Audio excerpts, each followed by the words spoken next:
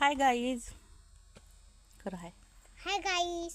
तर बघा आम्ही आलो आहे आमच्या शेतामध्ये. हे आहे आमचं शेत. इकडे गहू आहे पूर्ण. हा बघा गहू, मोसंबी आहे. आणि हे आहे आमच्या शेतातलं आमचं घर. आणि ह्या इकडे बोरीचे लाकडं तोडलेले आहे पूर्ण.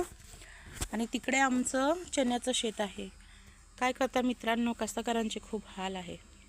चणा पूर्ण डुकरांनी खाऊन ठेवला. कास्तकाराला काही भाव नाही आहे. पीक पाण्याला काही भाव नाही आहे. निसर्ग पण साथ नाही देत आहे. त्याच्यामुळे विचार येते काय करायचं, कसं करायचं. आपल्याला असं वाटते की नाही थोड्याशा पिकामधून काहीतरी होईल.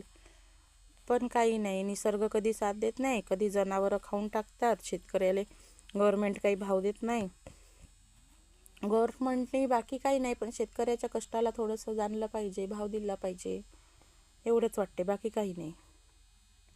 ही बघा, ही आहे आमची क्रिशा. काय करत आहे क्रिशा तू? बघा तिला पण शेतामध्ये यायला चांगलं वाटते. ते पण मस्त शेतामध्ये येऊन खेळते. आमच्या मागे मागे आम्ही काम करतो, ती खेळते. एवढं सगळं करून काही भाव नाही. शेतमालाला काही नाही. त्याच्यानं काही करायची इच्छा होत नाही. मजुरी जास्त जाते.